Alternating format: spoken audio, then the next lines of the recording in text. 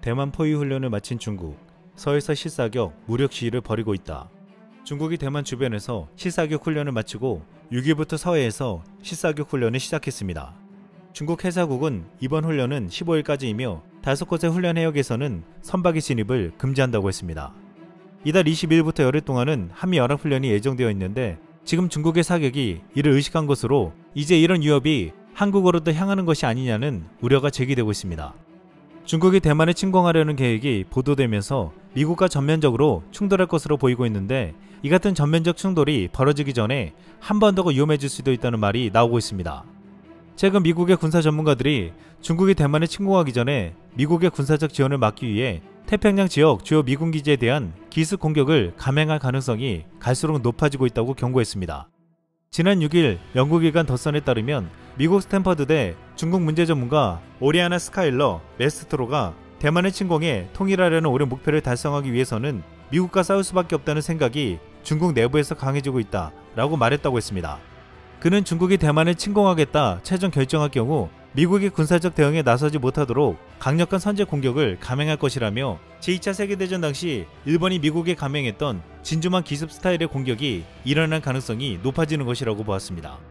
즉 중국이 대만 침공에 앞서 미국에 대한 선제 타격에 나설 경우 감과 주한미군, 주일미군 등이 주요 타깃이 된다는 것입니다.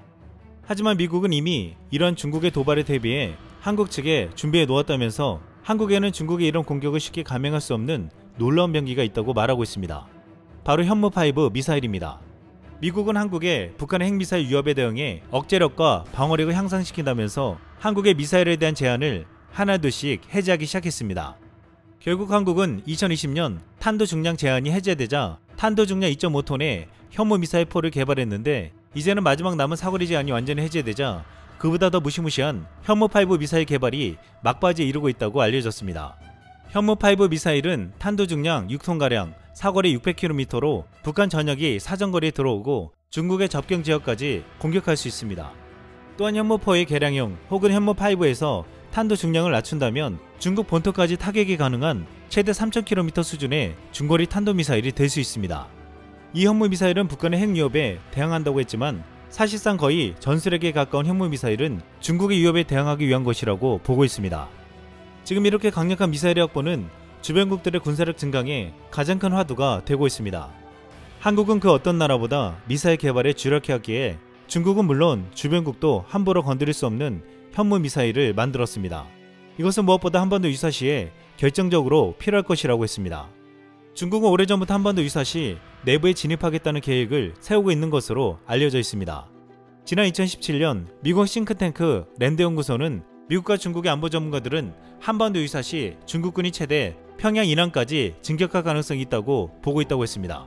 한반도에 비상사태가 발생하면 중국군 중 가장 먼저 대응하는 곳이 북부 정구인데 한반도에 개입할 수 있는 중국의 즉각 전력을 한자리에 모아놓았습니다. 여기엔 기계화 보병사단 1개와 기계화 보병여단 4개 그리고 1개 기갑여단이 주축이 되고 1개 항공단 2개 포병여단을 가지고 있어 과도하게 비대한 전력이라고 했습니다. 이 때문에 지난 2020년 우리 군은 한반도 최대 위협은 북한군이 아닌 중국 북부 정구라고 말하기도 했습니다. 하지만 이 부대가 함부로 움직일 수 없게 만드는 가장 큰 전력은 현무5 미사일이라고 하고 있는데 현무5 미사일은 핵탄두를 제외한 탄두 중에서는 세계 최고의 폭발력을 가지고 있습니다. 비핵 국가가 달성할 수 있는 최대 폭발력을 지녀 괴물 탄두라고 불리고 있는데 중국도 이 무기에 대한 우려를 최근 연이어 표명하고 있습니다. 지금 만약 6.25 때처럼 중국이 한반도로 들어온다면 당시 맛보지 못한 핵무기급 미사일의 공격을 견뎌내야 할 것이라는 말도 나오고 있습니다. 한국은 2020년대 중반에서 2030년대 초까지는 7, 8톤의 고위력 탄도미사일 전력화를 마무리한다고 했는데 전문가들은 이 미사일은 동북아에서 군사적 억지력을 갖추겠다는 선언적 의미라고 했습니다. 이미 중국은 한반도 전쟁에 뛰어들었다가 접경지역에서 핵공격을 받을 뻔한 전적이 있습니다.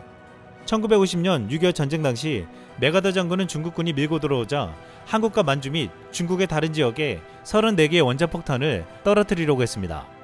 미국은 전쟁 내내 원자탄 카드를 만지작거렸지만 소련이 참전하면 제3차 세계대전으로 번질 것을 우려해 결국 하지 않았습니다. 지난 2010년 CIA가 극비 공개한 1954년 3월 작성된 극비 문서에 미국은 북한이 다시 남침하면 중국 본토까지 핵공격하는 계획을 세운 것으로 알려졌습니다. 중국에 대한 핵공격 목표는 모두 5곳, 지린과 선양 등 주로 북한과 인접한 만주 지역, 또 대규모 병기 창고가 있는 칭다오와 시안, 텐진 등입니다. 한마디로 한국전이 재발하면 북한은 물론 중국의 공산 정권까지 멸망, 교체시키겠다는 미국의 의지가 엿보이는 계획이었습니다. 한국은 현무 미사일을 비롯해 KF-21, K9 자주포, K2 전차 등 세계적인 무기들을 만들어 군사력을 고속으로 증강시키며 이는 수출까지 이어지며 최근 5년간 무기 수출 증가율 1위 국가가 되었습니다. 하지만 중국은 사실을 오도하며 한국을 무시해왔습니다. 중국은 오래전부터 이 무기들이 미국과 유럽의 무기 부품들로 조립한 것에 불과하며 잘 팔리는 것도 단지 가격이 싸기 때문이라고 폄하하였습니다.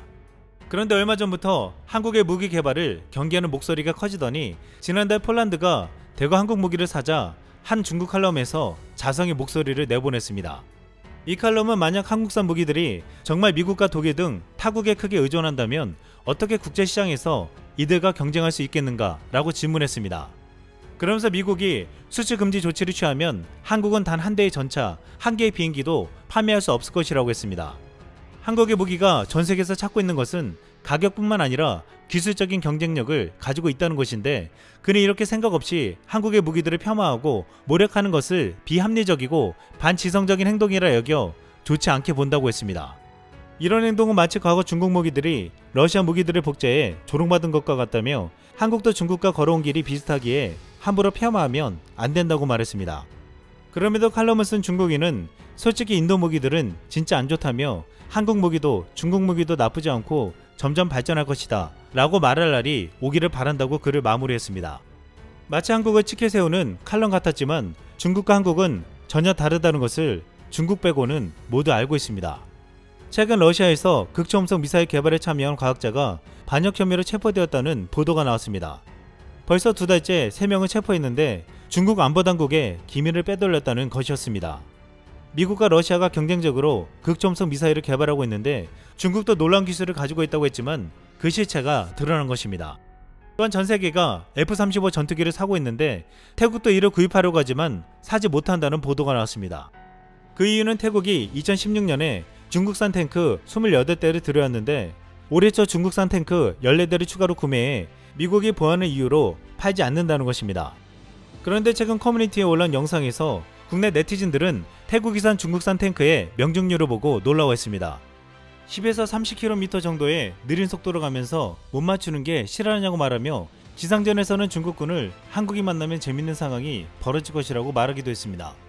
중국은 한국처럼 자신들의 순수한 기술도 아니었고 그렇게 만든 무기도 형편없었습니다. 중국의 탱크를 산 태국에서는 이런 말이 나오고 있습니다. 솔직히 중국 무기들은 진짜 안 좋다. 이상 쓸망이었습니다.